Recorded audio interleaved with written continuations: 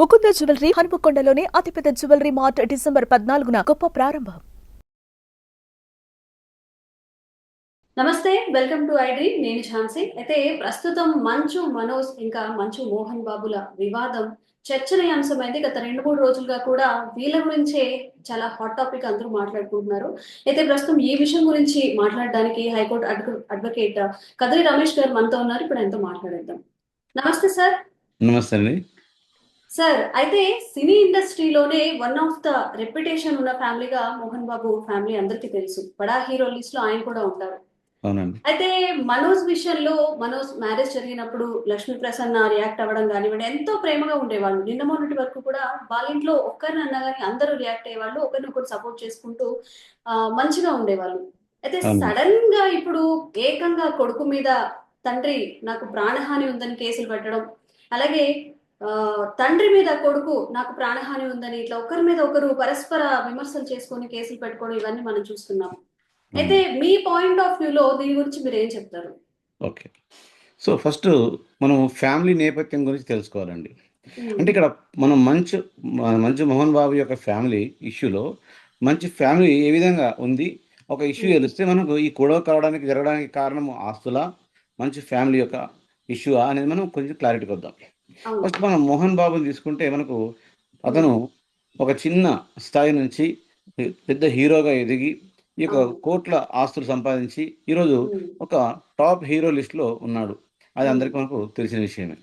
So అతనికి ఉన్నటువంటి విషయం, ఫ్యామిలీ నేపథ్యానికి వస్తే అతనికి 2 భార్యలు అనే విషయం మనకు తెలిసి ఉండాలి. అంటే మొదటి భార్య తను ఎవరైతే ఇప్పుడు మొదటి భార్య తన పేరు విద్యాదేవి. మొదటి భార్య పేరు విద్యాదేవి. విద్యాదేవికి 2 పిల్లలు, మంచు విష్ణు మరియు మంచి లక్ష్మి. మంచి లక్ష్మి ప్రసన్న అంటాం, మంచి లక్ష్మి అంటాం. సో తను 2 పిల్లలు. నెక్స్ట్ విషయం, తను చనిపోయిన తర్వాత వారి యొక్క సిస్టరే ఎవరైతే విద్యాదేవి ఉన్నారో వారి యొక్క సిస్టరే నిర్మలాదేవిని పెళ్లి చేసుకున్నాను అనమాట. అంటే ఇక్కడ ఫ్యామిలీ, ఈ నిర్మలాదేవి ఎవరైతే ఉన్నారో తను వేరే ఫ్యామిలీ నుంచి వచ్చిన వ్యక్తి కాదు, తన సొంత సిస్టరే. సో తన సిస్టర్ కి కలిగిన సంతానమే ఈ యొక్క మంచు మనోజ్. ఓకే. సో ఇక్కడ మనం ఫ్యామిలీ నేపథ్యంలోకి వస్తే ఈ 3 పిల్లలు అంటే మంచు మనోజ్, మంచు విష్ణు, మంచు లక్ష్మి, ఎప్పుడు కూడా వీరు 2 తల్లుల పిల్లలు అనే విషయాన్ని ఎవరికి కూడా చాలా మందికి తెలియదు. సో అంటే ఆ విషయం అనేది ఇప్పటిదాకా రాలేదు. అంటే వాళ్ళు హీరో స్థాయికి వచ్చారు, వాళ్ళకు పెళ్ళిళ్ళు అయినాయి, వీళ్ళకు 4 పిల్లలు ఏర్పడ్డారు.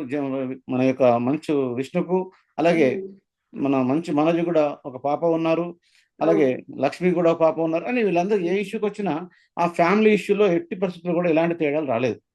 సో అంటే ఫ్యామిలీ గొడవలు అనేది దానికి కారణం లేదు. నిన్న మొన్నటి వరకు మంచిగానే ఉండేవాళ్ళు. ఎప్పుడైతే విష్ణు గారు ఏదో దాడి చేశారని చిన్న వీడియో క్లిప్ ఎప్పుడైతే వచ్చిందో అప్పుడు ఓకే, ఆయనకి 2 భార్యలు, మొదటి భార్యకి వాళ్ళిద్దరు, రెండో భార్యకి మనోజ్ గారు అని తెలిసింది. కానీ అప్పటి వరకు అందరూ మంచిగానే ఉండేవారు. ఇప్పటికి కూడా మంచు విష్ణు, మంచు మనోజ్ పైన ఎలాంటి కామెంట్స్ చేయలేదండి. మంచు విష్ణు పైన కూడా ఎలాంటివి చేయలేదు. అక్కడ వచ్చినటువంటి విషయాలు ఏంటంటే ఈ యొక్క మన మోహన్ బాబు గారు ఆస్తుల పంపకాల విషయంలో కూడా చాలా జాగ్రత్తగా పెంచారు. సో ఇక్కడ కూడా తేడాలు రాకుండా 3 పిల్లలకు సమానము అని పెంచారు. తను ఉన్నటువంటి ఇల్లును తన కూతురుకి ఇస్తాను అని పెట్టుకున్నాడు. అంతవరకు ఆస్తుల విషయంలో కూడా ఎలాంటి గొడవ రాలేదు. కాకపోతే ఇక్కడ ఆస్తుల విషయం పంచినప్పుడు ఏం జరిగింది, ఏవైతే స్థిరాస్తులు ఉన్నాయో, అంటే ఎగ్జాంపుల్ మనకు వాళ్ళకి సంబంధించిన కొన్ని హౌసెస్ ఉన్నాయి, తర్వాత ఎస్టేట్స్ ఉన్నాయి, తర్వాత కొన్ని భూములు ఉన్నాయి. ఇలాంటి భూములలో ఎక్కువ భాగాన్ని మంచు మనోజ్కి ఇవ్వడం జరిగింది. ఈ యొక్క అతనికి ఉన్నటువంటి విద్యాలయాలు, ఎడ్యుకేషన్ ఇన్స్టిట్యూషన్స్ ను అతను ఈ యొక్క మంచు విష్ణుకి ఇవ్వడం జరిగింది. అంటే యాక్చువల్గా అతని అభిప్రాయంతోనే తీసుకోవడం జరిగింది. మొదట్లో ఎవరి అభిప్రాయము, ఈ యొక్క మంచు మనోజ్ యొక్క అభిప్రాయం తీసుకొని మంచు విష్ణుకు ఈ విద్యాలయాలు ఇవ్వడం జరిగింది. కానీ ఇప్పుడు ఉన్నటువంటి పరిస్థితుల్లో ఈ ఆస్తుల కంటే ఈ యొక్క యూనివర్సిటీ చాలా డెవలప్ అయింది. దాంతోపాటు అక్కడ ఇన్కమ్ కూడా చాలా బాగా పెరిగింది. సో ఇన్కమ్ బాగా పెరిగినప్పుడు ఈ యొక్క మంచు మనోజ్ ఎవరైతే ఉన్నారో అక్కడ వారికి సంబంధించినటువంటి కొంతమంది వ్యక్తులు అక్రమంగా ఆ యూనివర్సిటీలో దోచుకుంటున్నారు, మీకు ఆ విషయం తెలుస్తలేదు విష్ణు అని గుర్తు చేశాడు. రెండోది ఏంటంటే అక్కడ యూనివర్సిటీలో కొంతమంది ఈ యొక్క పిల్లల పైన దాడులు చేస్తున్నారు, పిల్లల యొక్క ఫీజులను గట్టిగా వసూలు చేస్తున్నారు, కాబట్టి అలాంటి వాటిని రావద్దు అని చెప్పి ఖండించాడు. ఎవరు? మంచి మనోజ్. అప్పటి నుండి ఈ ఇష్యూ కొంచెం బయటకు రావడం జరిగింది. అవును. సో యూనివర్సిటీ యూనివర్సిటీలో జరిగే అవకతవకలను ప్రశ్నించినందుకు మాత్రమే నా మీద ఈ దాడి జరిగిందని చెప్పి ఆయన అలిగేషన్ చేస్తున్నారు. అంటే ఇది వాస్తవాలేనంటారా? వాస్తవంగా అలిగేషన్స్ అనుకోవచ్చు. మోహన్ బాబు యొక్క వర్షన్ ప్రకారంగా ఏముంది అంటే, ఇతనికి ఆస్తుల్ని ఆల్రెడీ అనుకున్నాడు, అతనికి ఇచ్చేశాను. అతనికి విద్యాలయాలు అడిగాడు, అతనికి ఇచ్చేశాను. అతను హీరో మనోజ్ హీరో అనుకున్నాడు, అతనికి ఆస్తులు కావాలన్నాడు, అతనికి ఇచ్చేశాను. ఇప్పుడు ఇతని విద్యాలయాల జోలికి నువ్వు రావద్దు. సో అతని యొక్క లాభాలు నష్టాలన్నీ అతను చూసుకుంటాడు. ఇది వచ్చి కుటుంబం యొక్క ప్రాబ్లం అవుతుందని చెప్పి వాళ్ళ మధ్యన చాలా కాలంగా ఈ ఇష్యూ జరుగుతూనే ఉంది. సో ఇంత ఇష్యూ జరిగినప్పటికీ నేను బయటకు ఎక్కడికి రాలేదు. కాకపోతే మొన్నటి రోజు ఈ యొక్క మనోజ్ వాళ్ళ యొక్క ఇంట్లో 4 నెలల నుంచి ఉన్నాడు అని చెప్పేసి మన మోహన్ బాబు గారు కంప్లైంట్ లో రాశారు. 9వ తారీఖు నాడు మోహన్ బాబు గారు ఒక రాచకొండ కమిషనర్ కు కంప్లైంట్ రాశారు. ఆ కంప్లైంట్ లో చాలా క్లియర్ గా రాసింది ఏంటంటే, మనోజ్ నుంచి నాకు ప్రాణహాని ఉన్నది. సో మనోజ్ తన ఆస్తుల గురించి నాకు కొట్లాడాలనుకుంటున్నాడు. అదే విధంగా నేను ఉన్నటువంటి ఇల్లును ఖాళీ చేపియాలనుకుంటున్నాడు. సో కొందరు దుండగులను తీసుకొని 10 మందికి పైన దుండగులను తీసుకొని వచ్చి నా పైన దాడి చేయడానికి వచ్చాడు. తర్వాత ఆస్తులు కూడా తీసుకుందాం అనుకుంటున్నాడు. ఇల్లును బలవంతంగా లాక్కుందాం అనుకుంటున్నాడు. కాబట్టి అతని పైన మీరు కేసులు పెట్టండి అని చెప్పి చేయడం జరిగింది. సో దానికి ప్రతిఫలంగా అంతకు ముందు ఒక రోజు ముందు మాత్రమే ఈ యొక్క మనోజ్ పహాడీ షరీఫ్ పోలీస్ స్టేషన్ కు డైరెక్ట్ గా కంప్లైంట్ ఇవ్వడానికి వెళ్ళాడు అతని మిత్రుడితోని. అంతకుముందు కంప్లైంట్ ఇవ్వక ముందు హాస్పిటల్కి వెళ్ళాడు. హాస్పిటల్కి వెళ్ళేటప్పుడు అతనికి కాలుకు నొప్పిగా ఉన్నది. సో దాంతో ఎమ్మెల్సీ రిపోర్ట్ తీసుకున్నాడు. ఆ ఎమ్మెల్సీ రిపోర్ట్ లో అతనికి వెనుక నొప్పి, తొడపైన నొప్పి, కాలుకు నొప్పి, ఇవన్నీ కూడా ఎమ్మెల్సీ రిపోర్ట్ లో క్లియర్ గా ఉన్నాయి. దీని తోటి అర్థమైంది ఏంటంటే, కొందరు దుండగులు తనకు దాడి చేశారు, వారిని శిక్షించండి అని చెప్పి మనోజ్ కంప్లైంట్ ఇచ్చాడు. కానీ ఇక్కడ మనం గమనించాల్సిన విషయం ఒకటి ఉందండి. మనోజ్ కంప్లైంట్ లో ఎట్టి పరిస్థితులు ఎక్కడ కూడా మా నాన్న మోహన్ బాబు గారు నా పైన దాడి చేశారని ఎక్కడ మెన్షన్ చేయలేదు. అతని యొక్క మంచి ఉద్దేశానికి, తండ్రి మీద ఉన్న గౌరవానికి హ్యాట్సప్ చెప్పాలి. సో మనోజ్ కంప్లైంట్ మీడియా పరంగా వస్తున్నాడు, తర్వాత దండులు చేస్తున్నాడు అంటున్నారు, కరెక్టే. ఎవరు చేసినారని పోలీసు వాళ్ళకే మీరే మమ్మల్ని కనుక్కోండి, మమ్మల్ని రక్షించండి, తనకు చిన్న కూతురు ఉంది, నా భార్యకు ప్రాణహాని ఉంది, సో కాబట్టి చేయండి అని చెప్పేసి అతను కంప్లైంట్ ఇచ్చాడు. అని ప్రత్యేకంగా తన తండ్రిపై దాడి చేశాడు, తన అన్న దాడి చేశాడు అని ఎక్కడ కూడా మనకు మెన్షన్ చేయలేదు. ఈ విషయాలన్నీ విష్ణు అతను దుబాయ్ లో ఉన్నాడు. ఈ విషయాలు వాళ్ళకి అతనికి తెలుసు, అంటే మీడియా ముఖంగా వస్తున్నటువంటి వార్తలు తెలుసు. అతను కూడా నిన్నటి రోజు ఇండియాకు రావడం జరిగింది. ఇండియాకు వచ్చిన తర్వాత అతన్ని కూడా అడిగారు, ఏమని, మీరు ఈ గొడవలకు రావడానికి కారణము ఆస్తులు అంటున్నారు, నిజమేనా అడుగును. అతను ఖండించాడు, మా ప్రైవేట్ ఆస్తులు, మా ప్రైవేట్ యొక్క వ్యవహారాలు, వీటిపైన ఎవరి జోక్యం చేసుకోవడానికి వీల్లేదు, మేమే కూర్చొని మాట్లాడుకుంటామని చెప్పి సునాయాసంగా మీడియా ముఖంగా తెలియజేశాడు. సో మోహన్ బాబు గారు కూడా ఒక వీడియో రిలీజ్ చేశారు. సో ఏమని ఆడియో రిలీజ్ చేశారు. ఆ ఆడియోలో తన కుమారుడికి సంబంధించిన విషయాలన్నీ తను బాధపడుతూ చెప్పాడు. ఆ వీడియో మనం అందరం విన్నారు, సొసైటీ కూడా అంతా విన్నది. సో ఇప్పుడు మనకు జరిగినటువంటి విషయాలు ఏంటంటే, మనోజ్ పైన మనకు 329 Class 4 BNS సెక్షన్ మీద కేసు ఫైల్ అయింది. అలాగే 351 Class 2 కింద కేసు బుక్ అయింది. అలాగే 3-5 Class 5 కింద కూడా కేసు బుక్ అయింది. అంటే ఈ సెక్షన్ల వల్ల మనకు ఎవరైతే మనోజ్ ఉన్నాడో ఇతనికి ఎలాంటి అరెస్ట్ వారెంట్ ఉంటుందా, ఏం జరుగుతుందా అనేది మనకు పబ్లిక్ లో పెద్ద క్వశ్చన్ గా మారిపోయింది. సో అంతేగాని ఇప్పుడు మోహన్ బాబు పైన ప్రత్యేకంగా ఎలాంటి కేసులు కూడా ఇప్పుడు ఫైల్ కాలేదు. సో ఇప్పుడు ఏదైతే మోహన్ బాబు గారు ఇచ్చినట్టు కంప్లైంట్ బేసిస్ లో 329 Class 4 అనేది ఏం చెప్తుందంటే, క్రిమినల్ ట్రెస్ పాస్ గురించి తెలియజేస్తుంది. ఇది మనకు క్రిమినల్ ట్రెస్ పాస్ అనేది ఐపీసీలో 342కు ఈక్వల్. అంటే మనకు సెక్షన్ కొత్త చట్టాలన్నీ కూడా July 1 నుంచి మారినాయి. So IPC Indian penal code స్థానంలో బిఎన్ఎస్ భారతీయ న్యాయ సంహిత ఏర్పడ్డది మేడం. సో ఈ యొక్క భారతీయ న్యాయ సంహిత అనేది ఈ యొక్క Class 4 అనేది ఏం చేస్తుందంటే, క్రిమినల్ ట్రెస్ పాస్ ఎవరైనా అక్రమంగా కొట్టడం కానీ దాడి చేయడం కానీ జరిగినట్లయితే వారిపైన కేసు చేసేదాన్ని ఈ యొక్క క్రిమినల్ ట్రెస్పాస్ అంటారు. మనకు ఐపీసీలో 342 కింద ఉంటుందన్నమాట. సో అప్పుడు అందులో 1 year వరకు పనిష్మెంట్ ఉంటుంది, 5,000 రూపాయలు పెనాల్టీ ఉంటుంది. పనిష్మెంట్ అంటే ఇంకా జైల్లో ఉండాల్సి జైలు వస్తుందా? శిక్ష, ఇంప్రెజన్మెంట్ ఓకే. అంటాం దాన్ని. ఉమ్, అలాగే 351 క్లాస్ 2 ప్రకారంగా దీన్ని మనం ఐపీసీతో పోల్చుకున్నట్లయితే 507 507 ఐపీసీ 507 అని అంటారనమాట. ఇందులో ఉమ్, హౌస్ ట్రెస్ పాస్ అంటాం అన్నమాట. హౌస్ ట్రెస్ పాస్ అంటే ఏంటంటే ఇంటిలోకి ఎవరైనా అక్రమంగా చొరబాటుదారులు వచ్చి ఇల్లుని ధ్వంసం చేయడం కానీ, కొట్టడం కానీ, తిట్టడం కానీ అంటే చేసినట్లయితే దాన్ని హౌస్ ట్రెస్ పాస్ అని అంటాం అనమాట. So okay. ఇది మనకు ఐపీసీలో 507, అదే బిఎన్ఎస్కి వస్తే 351 క్లాస్ 2 కింద ఉంటుంది. దీంట్లో పనిష్మెంట్ 2 సంవత్సరాల జైలు శిక్ష, అలాగే ఫైన్ కూడా ఉంటుంది. అలాగే ఇంకా తీవ్రంగా ఉన్నట్లయితే ఆ క్లాస్ 2 క్లాస్ 3గా మారుతుంది, క్లాస్ 4గా మారుతుంది. దాంట్లో పనిష్మెంట్ కూడా మారిపోతాయి. ఇందులో 2 సంవత్సరాల వరకు జైలు శిక్ష, సో ప్లస్ ఫైన్ కూడా ఉంటుంది. అలాగే బిఎన్ఎస్ 3 క్లాస్ 5 అని చెప్తున్నాం. ఇది జనరల్ గా మనం ఐపీసీలో 34 ప్రకారంగా ఉంటుంది. సో ఈ యొక్క వీటి వల్ల ఇవన్నీ కూడా కాగ్నిజిబుల్, నాన్ కాగ్నిజిబుల్ అఫెన్సెస్ ఉంటాయి. నాన్ కాగ్నిజిబుల్ కిందకి వస్తాయి అనమాట. ఇందులో ఈ పనిష్మెంట్ తోని జైలు శిక్ష అనేది అంటే నాన్ బెయిలబుల్ అఫెన్సెస్ ఏం కావు, బెయిలబుల్ అఫెన్సెస్. స్టేషన్కి వెళ్ళి బెయిల్ తీసుకుని రావచ్చు. సో దాని తర్వాత ఆ కేసు ప్రూఫ్ అయినప్పుడు మాత్రమే పనిష్మెంట్స్ అన్ని ఉంటాయి.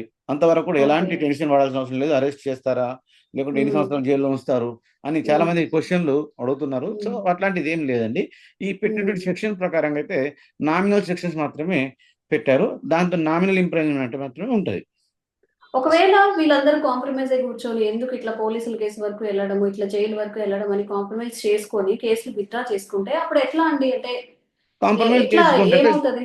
కాంప్రమైజ్ పిటిషన్ వేసుకున్నప్పుడు జడ్జి గారు యాక్సెప్ట్ అయిపోతారు. ఫ్యామిలీ ఇష్యూ కాబట్టి కాంప్రమైజ్ పిటిషన్ ఓకే. వేసుకున్నట్లయితే ఆ కేసులు కాంప్రమైజ్ అయ్యే అవకాశం ఉంటుంది. ఎవరికి కూడా జైలు శిక్షలు పడవు. ఓకే.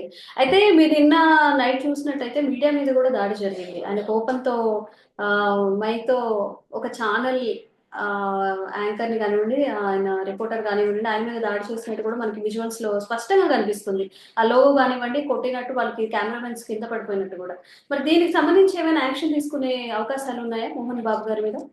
యాక్చువల్లీ మీడియా పైన దాడుల్ని మనం ఖండించాలండి. మీడియా వాళ్ళు మన కోసమే ఉన్నారు కాబట్టి మీడియా పైన దాడులు చేయకూడదు. కానీ మీడియా వాళ్ళు కూడా కొంచెం అతి చేస్తున్నారు. అతి అంటే వాళ్ళ ఇంట్లో పర్సనల్ ఇష్యూస్ ఉన్నప్పుడు, పర్సనల్ గా జరుగుతున్నప్పుడు అంత వీడియో వెళ్ళడానికి అవసరం ఏముందండి? అంత వెళ్ళకూడదు కదా. సో అలా వెళ్ళడము అనేది వాళ్ళది తప్పే. కానీ వాళ్ళని కొట్టడం అనేది చాలా చట్టరీత్యా నేరం. దానికి పనిష్మెంట్స్ ఉంటాయి. సో అందులో మనకు క్లియర్ గా కనబడేది అంటే వాళ్ళపైన ఉన్న మైకును లాక్కొని మైక్తోనే కొట్టాడు అనేది క్లియర్ గా కనబడుతుంది. అంతేకాకుండా ఈ యొక్క మంచు మనోజ్ను కొట్టినటువంటి సీసీ ఫుటేజ్ అంతా కూడా విజయరెడ్డి మరియు కిరణ్ రెడ్డిల సహాయంతో తీపిచ్చాడు మంచు విష్ణు అని అంటున్నారు. ఎప్పుడైతే ఇతను హాస్పిటల్కి వెళ్ళాడో అవి తీయడం వల్ల ఇప్పుడు అలాంటి ఎవిడెన్సెస్ కూడా ఏం లేవు అక్కడ. సో కాబట్టి ఈ మోహన్ బాబుకి ఏమైనా పైన కేసులు అవుతాయా? కేసులు అవుతాయి, ఎందుకంటే వాళ్ళని కొట్టాడు కాబట్టి అన్నటువంటి ఈ యొక్క ఎవిడెన్సెస్ లేవు కాబట్టి ఆ ఎవిడెన్సెస్ కొంతకాలం దొరకడం కూడా కష్టమే. సో ఈ మీడియా మీడియా వ్యక్తులపైన దాడి చేయడం అనేది మనం ఖండించాలి. ఓకే. చెప్పండి. సో అయితే మనకి మోహన్ బాబు గారు కూడా ఒక వాయిస్ ఇచ్చారు. నేను నిన్ను ఎలా పెంచాను, ఎలా చూసుకున్నాను అని మాట్లాడుతూ, ఇదంతా నేను సంపాదించుకున్నాను. నా ఫాదర్ దగ్గర నుంచి కానీ ఇవేవి రాలేదు. ఇవన్నీ నా సొంత ఆస్తులు. నీకేమైనా కావాలంటే నువ్వు సంపాదించుకోవచ్చు అని మాట్లాడారు ఆ వీడియోలో. అయితే మరి మనోజ్ గారు సెకండ్ వైఫ్ సన్ కాబట్టి ఆస్తిలో కానివ్వండి, ఇప్పుడు జరుగుతుందంతా కూడా ఆస్తుల గురించే కాబట్టి, మరి ఈయనకి ఒకవేళ అలా ఇవ్వను అంటే ఈయన కూడా మళ్ళీ ఏదైనా లీగల్ గా వెళ్ళే అవకాశాలు ఉన్నాయా? అట్లాంటి వెసులుబాటు ఏమైనా ఉందా? అయితే ఇప్పుడు మనం ఇక్కడ వేసుకున్నట్టే self acquire property and sister property అని ఉంటాయి. సెల్ఫ్ అక్వైర్ ప్రాపర్టీ అంటే ఒక తండ్రి సంపాదించిన ఆస్తి తన ఇష్టం, తనకు సంబంధించిన వారికి ఎవరికైనా ఇవ్వచ్చు. లేదా కొడుకుల్లో ఒకటే కొడుకు ఇవ్వచ్చు, లేదా అందరికి సమానంగా ఇవ్వచ్చు, లేదా తన కొడుకు కూతురుకి ఇంకో కొడుకు ఎవరికి కాకుండా దానం కూడా చేయొచ్చు. ఈ యొక్క సెల్ఫ్ అక్వైర్ ప్రాపర్టీ అన్నప్పుడు ఎవరికైనా చేసే అవకాశం కానీ హక్కు కానీ తండ్రికి ఉంటాయి. సో కాబట్టి ఇక్కడ మనం ఆస్తుల విషయానికి వచ్చినప్పుడు తండ్రి మరణించిన తర్వాత మాత్రమే ఆస్తుల మీద హక్కులు ఉంటాయి పిల్లలకు.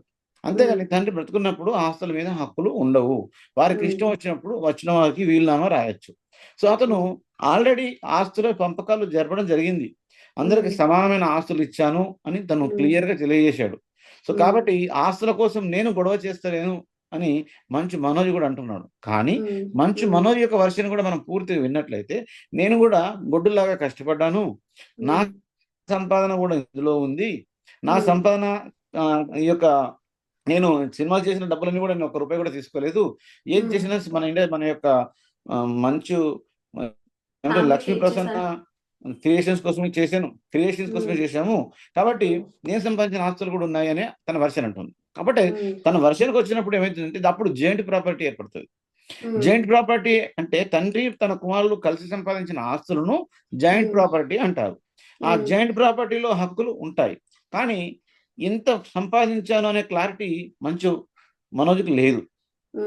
కాబట్టి ఆ ఆస్తుల్ని ప్రస్తుతానికైతే మంచు మోహన్ బాబు సంపాదించిన ఆస్తుల కింద తీసుకుంటారు, పోయినా అతనికి రాదు.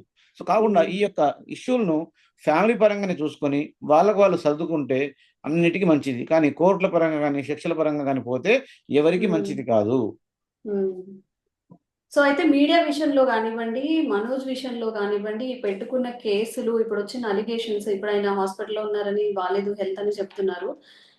ఇట్లా అంటే ఒక రెప్యుటేషన్ ఉన్న సెలబ్రిటీస్ కి కూడా అందరికి సామాన్యులకి ట్రీట్ చేసినట్టే చేస్తారా? లేకపోతే మళ్ళీ ఏదైనా వీళ్ళు సెలబ్రిటీస్ కదా, వీళ్ళకి ఏదైనా ఎగ్జెప్షన్స్ ఉంటాయి కోర్టుకి వెళ్ళినా కానీ, లేకపోతే కేసుల విషయంలో కానీ అట్లా ఏమైనా పార్షాలిటీ చూపిస్తారంటారా? ఇప్పుడండి చట్టం అంటే అందరికి సమానమేనండి. చట్టము ఎవరికి చుట్టం కాదు.